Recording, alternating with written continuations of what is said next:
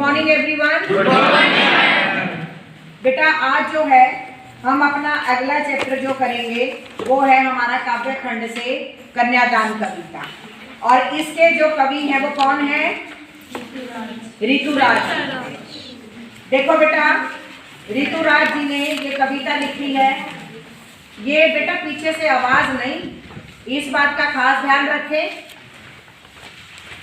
अब जो चीज भी करवा रही हूँ कि बोर्ड के पॉइंट ऑफ व्यू से भी बहुत इंपॉर्टेंट है, क्योंकि बेटा अब की बार जो आपका 30% सिलेबस कम हो गया है, इस बात को ध्यान रखना कि कोई भी चैप्टर अब की बार आप लोगों का छूटेगा नहीं कि जिसमें से प्रश्न उत्तर ना पूछे जाए। ठीक है जी। तो बेटा ऋतुराज जी का जन्म जो है, इनका संक्षिप्त परिचय अब हम करते हैं। 1940 ईस्वी में भरतपुर में हुआ था, राजस्थान में। और इनकी जो रचनाएं हैं, एक मर्ण धर्म और अन्य, पुल पर पानी, सूरत नीरज और लीला मुखारबिंद। अब बेटा ऋतुराज जी की जो कन्यादान कविता है ये हमारे सामने है, जिसमें ऋतुराज जी ने आज के समय में जो लड़कियों के साथ दहेज के नाम पर अत्याचार किया जाता है या उन्हें किसी भी तरीके से मार दिया जाता है, उसका यहाँ पर बखान किया है। और माँ की उस पीड़ा का बखान किया है कि जब बेटी की शादी होने को होती है तो माँ किस असमंजस की स्थिति में होती है, माँ कितनी परेशान होती है। और कहीं ना कहीं यहाँ पर कवि ने ये भी कह दिया है कि किसी भी माँ के लिए जो उसकी बेटी होती है वो उसकी अंतिम पूंजी होती है। कवि ने कहा है माँ के माध्यम से कि तुम लड़की होना पर लड़की जैसी दिखाई मत देना। क्या कहना चाहते हैं कि बेटा जो पुराने समय में लड़की को कमज़ोर समझा जाता था, उसे केवल और केवल 4 दीवारी में कैद करके उपभोग की वस्तु माना जाता था, लेकिन यहाँ पर कवि ये कहते हैं कि तुम लड़की तो हो ना, लड़की की तरह सारे काम करना, परिवार की मर्यादा को अपना कर रखना, ठीक है, और सभी का मान सम्मान करना, लेकिन और जो अपना परिवार है उसके बारे में कभी कोई गलत बात मत कहने देना, लेकिन उसके बावजूद भी तुम लड़की जैसी दिखाई मत देना, अर्थात अपने आप को दुनिया के सामने कभी भी कमजोर तरीके से प्रस्तुत मत करना। ठीक है जी। तो चलिए अब पंक्ति टू पंक्ति जो है हम लोग इसकी एक्सप्लेनेशन अब करेंगे। कितना प्रामाणिक था उसका दुख, लड़की को दान में देते वक्त, जैसे वही उसकी अंतिम पूंजी।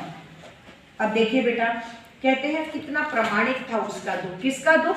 माँ। क्योंकि जो माँ की बेटी है वो शादी के लिए तैयार है, उसकी शादी की जा रही है, और कहते हैं कि माँ जो है बड़ी दुखी थी कि उसकी बेटी एक बिल्कुल नए परिवेश में जो है अब कदम रखने वाली है, एक नए माहौल में जाने वाली है।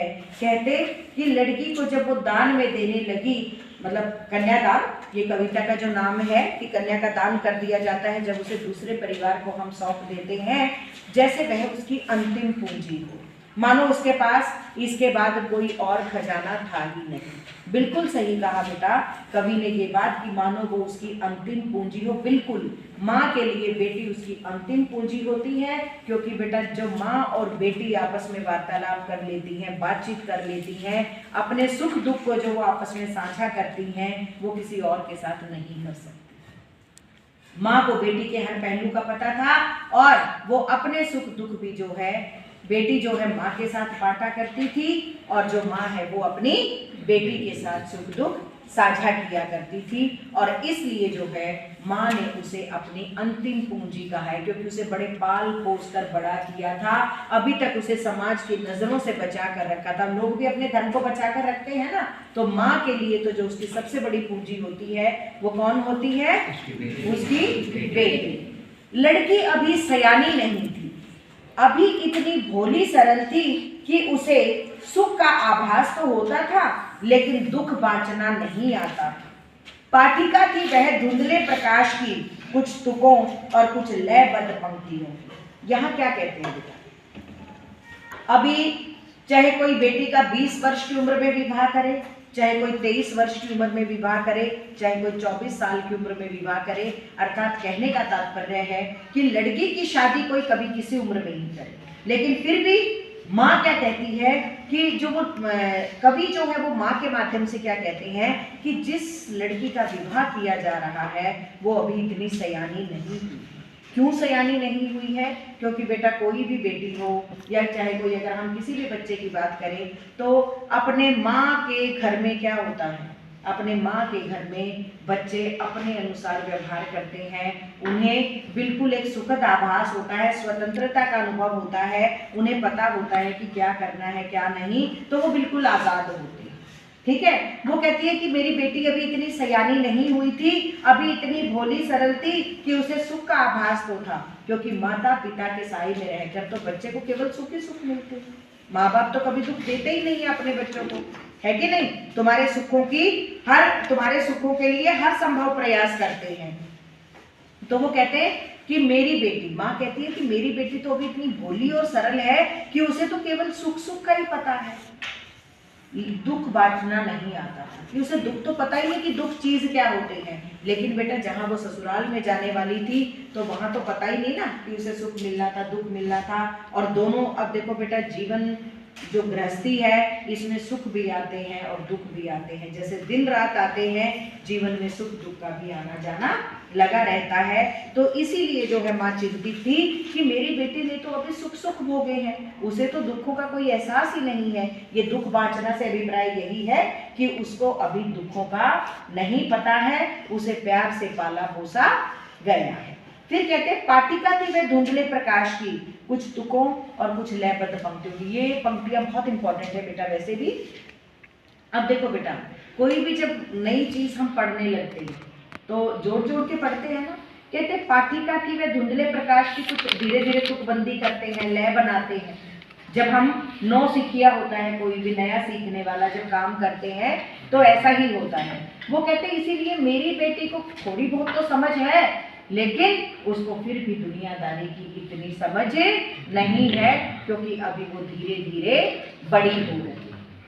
आगे बेटा यहाँ तक बात समझ में, यहाँ तक मैं बता देती हूँ कुल मिलाकर कि माँ कहती है कि जब वो उसका कन्यादान करने लगती है, उसका विवाह करने लगती है कि यह तो जो है मेरे जीवन की अंतिम पूंजी है। वो इसलिए कहती है क्योंकि माँ अपनी बेटी के साथ हर सुख दुख साझा करती रही थी और उसे दुनिया की नजरों से बचाकर बहुत सहजता से उसे पाला था, लाड प्यार से पाला था। फिर कहती है कि मेरी बेटी जो है वो अभी इतनी सयानी नहीं हुई है, उसे केवल सुख का एहसास है, क्योंकि उसने अभी मेरे आंचल के सुख को भोगा है, उसे दुख का नहीं पता कि दुख क्या होते हैं। अभी वो धीरे धीरे बड़ी हो रही है और उसे दुनियादारी की इतनी समझ नहीं है। ठीक है बेटा। फिर वो अपनी बेटी को क्या सीख देती है? माँ ने कहा पानी में झांक कर अपने चेहरे पर मत रीझना, आग रोटियां सेकने के लिए है, जलने के लिए नहीं।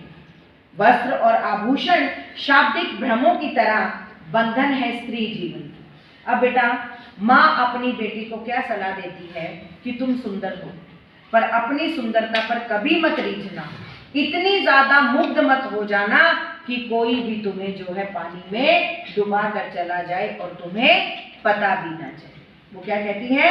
माँ ने कहा पानी में झांक कर अपने चेहरे पर मत रीझना, इतनी मत खो जाना अपनी सुंदरता में कि कोई भी तुम्हें उस पानी के अंदर डुबाकर चला जाए। अर्थात क्या कहना चाहती है कि कोई भी तुम्हारा बेवजह फायदा उठा ले। ठीक है। फिर कहती है आग रोटियां सेकने के लिए है, जलने के लिए नहीं। ध्यान रखना कि जो आग है वो केवल रोटियां सेकने के लिए है, तुम्हारे जलने के लिए नहीं। अक्सर क्या होता है बेटा, दहेज के लोभी महिलाओं को आग में जलाकर मार देते हैं। इसीलिए वो कहती है कि सावधान रहना, पानी में झांको तो पानी के लिए भी तो जाएगी उसकी बेटी, कि पानी में झांको तो अपने चेहरे की सुंदरता पर इतना मत रीझ जाना कि कोई भी तुम्हें कुएं में धक्का देकर मार डाले। आग जो है वो रोटियां सेकने के लिए है, इस बात को ध्यान रखना, तुम्हारे जलने के लिए नहीं है। फिर कहती है वस्त्र और आभूषण शाब्दिक भ्रम है, बंधन है स्त्री जीवन की। अक्सर क्या होता है बेटा, वो कहती है कि ससुराल वाले तुम्हें जाकर गहने भी देंगे, तुम्हें जाकर वस्त्र भी देंगे, तो तुम वो जो हैं अक्सर हर स्त्री को बहुत प्रिय होते हैं, वस्त्र भी और आभूषण, कहते वो माया जाल है, वो एक भ्रम है, उसके अंदर तुम इतनी ज्यादा मत फंस जाना कि कोई भी तुम्हारा लाभ उठा ले। अक्सर होता है ना, ललायित हो जाती है स्त्री वस्त्रों के प्रति और गहनों के प्रति। वो कहते तुम इनके ऊपर इतनी ज्यादा मत रीझ जाना, इतनी ज्यादा मत भ्रमित हो जाना कि कोई भी तुम्हारा बेवजह गलत फायदा उठा। ठीक है जी। फिर कहती है, माँ ने कहा लड़की होना पर लड़की जैसी दिखाई मत देना। यहाँ क्या कहना चाहती है माँ? कहती है कि तुम लड़की हो, वो तो रहोगी, लड़की का काम क्या है? अपने परिवार की मान मर्यादा को अपना कर रखना, बड़ों का आदर सम्मान करना, किसी के कहे को ना मना करना। तो ये तुम सब काम तो करोगी, ये काम तुम्हें करने हैं। तुम्हें अपने परिवार की मान मर्यादा भी रखनी है, बड़ों का सम्मान भी करना है, सबकी इज्जत भी करनी है। ठीक है, सहन शक्ति होती है महिला के अंदर, ठीक है ना जी, सुशील भी होती है। ये सब गुण तो तुम्हें अपने अंदर अपना कर रखने हैं, पर लड़की जैसी दिखाई मत देना। ये नहीं कि अब लड़की है तो लड़का तो नहीं रहेगी ना। तो इन पंक्तियों के माध्यम से वो क्या कहते हैं, लेकिन कभी भी अपने आप को कमजोर मत पड़ने देना। अर्थात अगर कोई तुम्हारे साथ गलत करता है तो उसके खिलाफ खुलकर आवाज उठाना और अत्याचार करने वालों का अत्याचार मत सहना। आ गई बात समझ में पूरी कविता की? यस यस पक्का? ये वैसे बहुत संवेदनशील कविता है और ऋतुराज की ये कविता तो जो है मुझे वैसे ही बहुत प्रिय है। यस, यहाँ पर कवि ने जो है कहीं ना कहीं समाज की वास्तविकता को दिखाने का हमारे सामने प्रयास किया है। और एक और बात बेटा, यहाँ केवल भावुकता नहीं है कि खाली भावुकता से कवि ने लिख दिया, माँ बेटी की भावुकता को दिखा दिया, नहीं, बल्कि उन्होंने यहाँ पर अनुभवों की पीड़ा को भी हमारे सामने प्रस्तुत किया है। क्यों होते नहीं, आप अखबारों में पढ़ते हो कि दहेज के लोभी लड़कियों को कुएं में धक्का देकर मार डालते हैं, दहेज के लोभी लड़कियों को जलाकर मार देते हैं। तो ये केवल और केवल भावनाओं के आधार पर कविता की रचना नहीं की गई है, बल्कि इसमें कहीं ना कहीं अनुभवों की प्रामाणिकता भी नजर आती है। ठीक है जी, हम कितने आए दिन अखबारों में पढ़ते हैं। और बेटा यहाँ पर कविता की जो कवि की जो है संवेदनशीलता हमारे सामने प्रस्तुत हुई है। तो चलिए अब प्रश्न उत्तर इसके करते हैं। आपके विचार से माँ ने ऐसा क्यों कहा कि लड़की होना पर लड़की जैसी दिखाई मत देना? जैसा कि हमें पता है कि लड़कियां काफ़ी शालीन होती है और उनकी इसी शालीनता और कोमलता के कारण सब उन पर बहुत ज़्यादा अत्याचार करते हैं। इसलिए माँ ने विवाह के उपरांत बेटी को विदा करते हुए कहा कि लड़की होना पर लड़की जैसे दिखाई मत देना, अर्थात हमेशा बड़ों का सम्मान करना, हमेशा बड़ों का सम्मान करना, मान मर्यादा बनाए रखना, लेकिन किसी का अत्याचार मत सहना, अन्यथा तुम सदैव उनके शिकार होगी। बहुत बढ़िया, बहुत बढ़िया पूजा। देखो बेटा ध्यान से सुन लीजिएगा, जिस तरीके से अभी पूजा ने बताया और ठीक इसी तरीके से इन्हीं शब्दों का प्रयोग करते हुए मैं इस प्रश्न के उत्तर को बता रही हूँ आप लोगों के सामने। बेटा आप लोगों को किसी परेशानी की समस्या का सामना नहीं करना पड़ेगा। जो चीज बता रही हूँ प्लीज उसको एक बार सुनिए कि किस तरीके से आपको इसका उत्तर देना है। आपके विचार से माँ ने ऐसा क्यों कहा होगा कि लड़की होना पर लड़की जैसी दिखाई मत देना? माँ ने इसलिए कहा कि बेटी जो है वो विवाह के उपरांत दूसरे घर चली जाती है और हमारे समाज में बहुत सारे लोग ऐसे होते हैं, दहेज के लोभी लोग, जो लड़की का शोषण करते हैं। तो माँ ये कहती है, ये सीख देती है कि तुम लड़की होना, परिवार की मान मर्यादा बनाए रखना, बड़ों का आदर सम्मान करना, जो वो काम कहे वो करना, अपने परिवार को या खुद को कभी नीचा मत होने देना, लेकिन तुम साथ साथ सावधान रहना। अगर कोई अत्याचार करे तुम्हारे ऊपर तो उसका खुलकर सामना करना, अर्थात किसी के अत्याचार को मत सहना कि तुम कभी जीवन में शोषण का शिकार मत हो। ठीक है जी। अगला प्रश्न है, आग रोटियां सेकने के लिए है, जलने के लिए नहीं। इन पंक्तियों में समाज में स्त्री की किस स्थिति की ओर संकेत किया गया है? कौन बताएगा? बताओ उसका। इन पंक्तियों में समाज की लड़कियों की कमजोरी और उनके ससुराल वालों के द्वारा शोषण की ओर संकेत किया गया है। कभी दहेज के लोभी लोग लड़कियों को आग के हवाले कर देते हैं, या कई लड़कियां अपने आप को शोषण से मुक्त करने के लिए। बिल्कुल बिल्कुल, बहुत बढ़िया मुस्कान, से डाउन। बहुत बढ़िया इन्होंने बात कही। यस, कि आग रोटियां सेकने के लिए है, जलने के लिए नहीं। इन पंक्तियों में समाज में स्त्री की किस स्थिति की ओर संकेत किया गया है कि बेटा अक्सर दहेज के लोभी जब किसी लड़की का शोषण करते हैं, या तो वो खुद उसे आग के हवाले कर देते हैं, और या कई बार लड़कियों को इतना ज़्यादा मजबूर कर देते हैं कि वो खुद आत्महत्या का शिकार हो जाती हैं और खुद को जला लेती हैं, अर्थात आत्महत्या करने पर उसे मजबूर कर देते हैं। तो यहाँ पर माँ के द्वारा बच्ची को सीख दी गई है, बताया गया है कि तुम कमजोर मत पड़ना, अपने आप को शोषित मत होने देना, और ध्यान रखना आग केवल रोटियां सेकने के लिए होती है, ना कि तुम्हारे जलने के लिए। ठीक है जी। अगला है, माँ ने बेटी को सचेत करना क्यों जरूरी समझा। देखो बेटा, मोस्टली क्वेश्चन के आंसर सिमिलर से हैं, कौन बताएगा। अब यही नहीं ना केवल दो ही बच्चे जो है इस प्रश्न का उत्तर देते रहे, आप बताइए। माँ ने बेटी को सचेत करना क्यों जरूरी समझा। क्योंकि माँ को उसके सुखों की चिंता थी और वह उसकी बहुत चिंता करती है, क्योंकि वह उसे अपनी अंतिम पूंजी मानती है, तो वह सोचती है कि कहीं कोई बच्चा शोषण का शिकार ना हो जाए, इसी कारण। ये भी ठीक है, ठीक है कि एक तो वो अपनी अंतिम पूंजी थी, वो अपनी माँ के लिए जो बेटी थी, और उसको डर था कि जो समाज के में आजकल के जो लोग हैं उसे नहीं पता कि आने वाला जो परिवार है, जिस परिवार में वो जाएगी, वो किस प्रकार का व्यवहार उसके साथ करेंगे, तो इसलिए माँ ने उसे सावधान करना चाहा। अब वो कहते हैं ना बेटा कि अब पछताए क्या होत जब चिड़िया चुग गई खेत, कहीं ऐसा ना हो कि उसकी बेटी के साथ भी कुछ ऐसा अनर्थ हो जाए, तो इसलिए उसने अपनी बेटी को समाज की स्थिति से अवगत करवाना आवश्यक समझा, ताकि उसकी बेटी किसी शोषण का शिकार ना हो जाए। ठीक है। नेक्स्ट है, पाठिका की वह धुंधले प्रकाश की कुछ तुकों और कुछ लयबद्ध पंक्तियों की। इन पंक्तियों को पढ़कर लड़की की जो छवि आपके सामने उभर कर आ रही है उसे शब्दबद्ध कीजिए। अब बताइए, बताओ। मैं लड़की शालीन थी, उसे ससुराल के इनको भी कवर कर लो, हर किसी को। अनभिज्ञ थी, और उसे भी दुखों की बिल्कुल भी पहचान नहीं थी। और हाँ, सही जा रही हूँ, सही जा रही हूँ। इसलिए माँ उसे जिम्मेदारियाँ बताती है कि आगे अगर उसके साथ ऐसा कुछ भी हो तो वो उससे लड़ सके। जी बैठिए। देखिए बेटा, ये कहते हैं कि क्या छवि उभर कर आती है कि वो कुछ लयबद्ध पंक्तियों की, कुछ तुकों और कुछ लयबद्ध पंक्तियों की पाठिका थी वह धुंधले प्रकाश की। क्या छवि उभर कर आती है कि वो कहते हैं ना कि जिस प्रकार कोई पाठिका पढ़ना शुरू करती है, ठीक है, धीरे धीरे उसको पढ़ना आता है, हम अक्षरों को जोड़ना प्रारंभ करते हैं, तो ये छवि हमारे सामने उभर कर आती है कि जिस लड़की का विवाह किया जा रहा था वो बिल्कुल संसार के दुखों से अनभिज्ञ थी।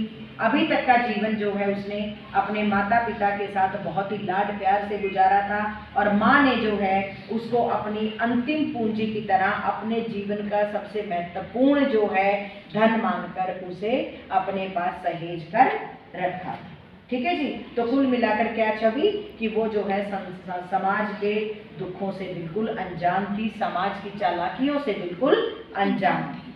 ठीक है, अभी तक सुख भोगे थे, अब वो जीवन के एक नए पड़ाव में जाने वाली थी जहां उसे सुखों और दुखों दोनों का सामना करना। ठीक है जी। माँ को अपनी बेटी अंतिम पूंजी क्यों लग रही थी। देखो बेटा, सबसे पहले उसमें बताया था माँ को बेटी अपनी अंतिम पूंजी क्यों लग रही थी। तीनों तुम बता दो, मैंने बिल्कुल स्टार्टिंग की व्याख्या करके बताया था ये, और अभी भी बताया। हाँ, कोई बात नहीं, बताओ। अक्सर माँ अपनी बेटी से अपने सुख दुख की बातें कर लेती थी, और उसके चले जाने के बाद वह उससे बातें नहीं, अकेली पड़ जाएगी। बहुत बढ़िया, बहुत बढ़िया। देखो इनका, हाँ ठीक है। और उसको बहुत लाड प्यार से उसने अभी तक संभाल कर रखा था, और इसलिए उसने अपनी बेटी को अंतिम पूंजी कहा है। ठीक है, इनको साथ साथ याद भी किया करो, जो चीज करवाती हूँ सेम डे। बैठिए, आगे है माँ ने बेटी को क्या क्या सीख दी थी। अब देखो पूरी की पूरी कविता का सारांश आपको लिखते हैं। क्या सीख दी थी माँ ने बेटी को, आप बताओ लकी। माँ ने बेटी को सीख दी थी कि आवाज नहीं पीछे। विवाह होने के बाद अपनी सुंदरता में मत खो जाना, तब पानी लेने जाओ तो उस कुएं में मत गिर जाना।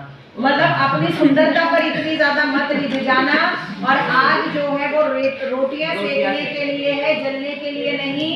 अपने परिवार की मान मर्यादा को बनाए रखना, लेकिन समाज के लोगों के अत्याचार का शिकार मत होना। लड़की होना पर अपने आप को कभी भी कमजोर मत समझना और समाज के सामने दिखाना। ठीक है जी बेटा। यहाँ पर मैं एक चीज और आप लोगों को बताया, ये पीछे से आवाज नहीं। राजीव खड़े हो जाओ, स्टैंड अप। तो यहाँ पर जो है आप आगे आ जाइए, इस डेस्क के ऊपर खड़े हो जाइए प्लीज। कम, इनको भी कवर कर लेना। पहला पाठ सूरदास जी द्वारा जो लिखित है, पद भ्रमर गीत से लिया गया, सिलेबस में है। दूसरा राम लक्ष्मण परशुराम संवाद, आवाज नहीं। पहला, दूसरा, तीसरा, चौथा नहीं है, मैंने आपको आवाज करने को नहीं कहा। तीसरा चौथा नहीं है आपके सिलेबस में। उसके बाद पांचवा है, छठे को काट दीजिए, यह दंतुरित मुस्कान नहीं है। सातवां भी नहीं है, छाया मत छूना। उसके बाद आठवां है कन्यादान ऋतुराज जी का, जो अभी हमने कविता की है। नौवें को काट दीजिए, वो नहीं है। उसके बाद आ जाइए गद्य खंड पर। 10वां, 11वां, 12वां, 13वां, ये 4 पाठ आपके हैं। और अगर हम कृतिका की बात करें तो पहला, दूसरा और तीसरा पाठ लगातार, चौथा और पांचवा आपके सिलेबस में नहीं है। और व्याकरण का क्या क्या है? रस, वाक्य, रचना के आधार पर वाक्य के भेद, वाच्य, पद परिचय, ये 4 टॉपिक व्याकरण के। उसके बाद अनुच्छेद, पत्र, संदेश लेखन और विज्ञापन लेखन। ठीक है जी, धन्यवाद।